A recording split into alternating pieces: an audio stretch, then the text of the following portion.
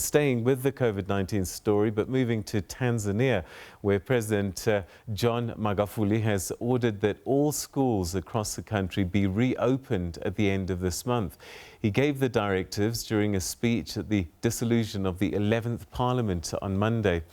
Prime Minister Kassim Majaliwa released the data that the country has only 66 COVID-19 cases. Now, this comes after the country had not released data on cases for over 2 months. SABC's Daniel Kijo has sat down with Dr. Hassan Abbas, who's the official spokesperson for the government, to get into the reasoning behind some of the decisions being made by Tanzania's government and addresses some of the concerns raised by global media agencies as well as the WHO. So, Dr. Abbas, tell us, initially when COVID-19 hit Tanzania, what was the government's initial response? I can say we learned some of the tactics from China, for example, on awareness. Our government started doing some levels of awareness to our people on social distancing and, trying to counter the negative effect of the disease well before it came into our country. So there have been criticisms over the government's decision not to issue any lockdown on any Tanzanian city. Looking back at this, what was the rationale and what do you think were the benefits? The corona thing, it wasn't something that the world was prepared. So each country was really implementing, different tactics depending on socio-economic setup of that particular country. We had a low number of people infected compared to other countries, so we couldn't go for a lockdown for that reasons. As I said, we had initial preparations before we had the first case. But the second thing is economic also. How can you lock down people who earn their daily living from working? So once you lock them into homes and farms wherever they are, that means you have to feed them. So the government was a bit careful to make sure that at some level people continue working, continue to deliver, continue to do some production, but they took also some measures. Let's talk about testing, because there's a perception that Tanzania was not testing COVID-19. Talk to me about that. Maybe let me speak a little bit in detail on that. Testing, you can't test a COVID-19 patient in any laboratory in a country. There were special designated laboratories which were termed as Level 3, according to World Health Organizations. So in Tanzania, we had a number of them, but we chose to use one. So the one lab in Dar es Salaam was the main area for testing COVID-19. But you remember later on, we discovered some defects on the lab tests. Then we developed another lab, which is in Mabibo, Dar es Salaam, as of now. So the new lab is more efficient, and it tests more people than the old one. So what I can say is Tanzania has been testing people, just like many other countries. We had over 300 tests per day as per the old lab, but the new one is bigger. It goes up to 1,800 patients per day. So now it's a little bit efficient than in the past. How can a country, ignore the effect of COVID-19? COVID is deadly. COVID is pandemic. We had our own way in terms of doing it, by not locking down our economic activities, but actually we did a number of measures, over 40 of them, to make sure we contain the disease, one of them being testing people. Let's look at the issue of not releasing data as often as other countries. Why did you choose not to release data so frequently?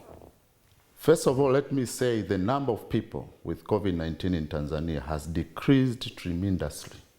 We actually have hospitals in Tanzania, over 20 hospitals in Tanzania, with either 0 or 1 COVID patient. So that's the point where we say it's not important to keep on telling people how many people have COVID-19 and they are positive. It's important to tell the people the number of people who are being discharged from hospitals, the number of hospitals which are being closed. Of course, in Tanzania, we had a number of facilities isolated for COVID-19 patients, but most of them, I can tell you, as the number is decreasing, are now closed.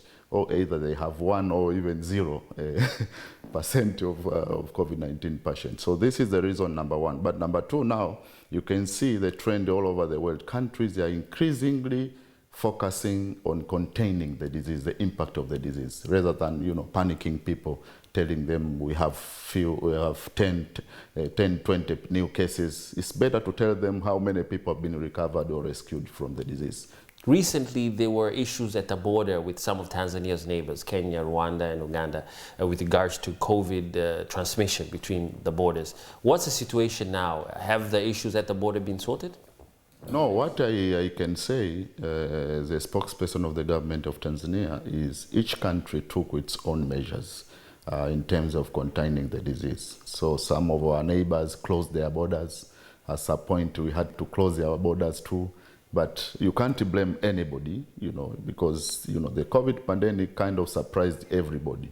So some of the measures were a little bit erratic or irrational, but you understand. So what I can say is Tanzania with our neighbors, we continue to have peaceful cooperation.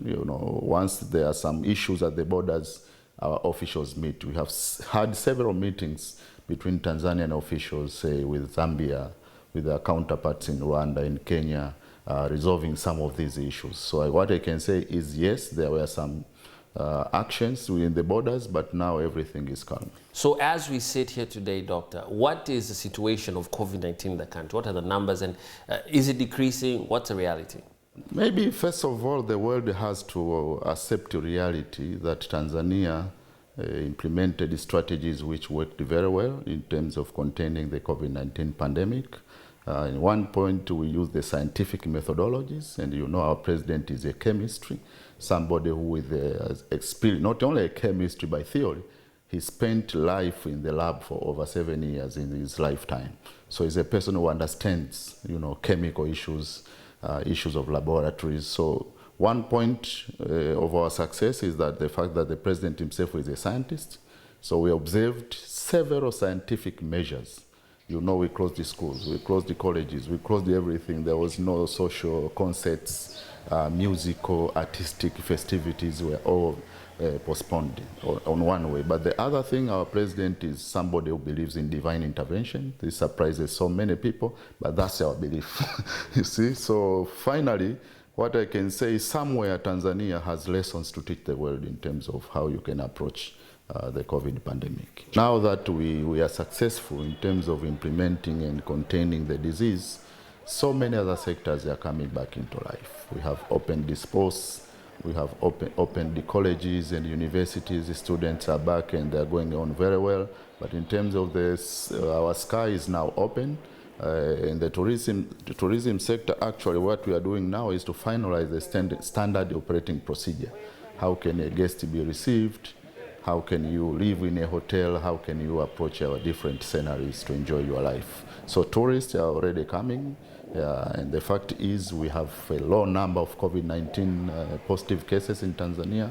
As I said, most hospitals are closed, so it's a safer place for the people to come from all over the globe.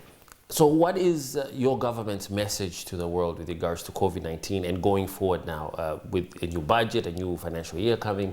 What is the focus of the country? As far as Tanzania is concerned, for not locking down our economy and some levels of the social setup, that's the biggest thing I think we did in terms of making sure our people are not affected very much, because they went out actually observing some levels of social distancing, but they went out to work, they ended their living. So even the economic effect in Tanzania of the corona or the COVID-19 pandemic is not as high as compared to some neighbors who locked down. In Tanzania, the economy a little bit, it lowered. We expect to lower up to 5.5% growth, which is not bad compared to some other countries in Africa. Some of them have gone down up to negative, yes, because of the adopting and implementing certain measures like lockdown, which are not suitable in our environment.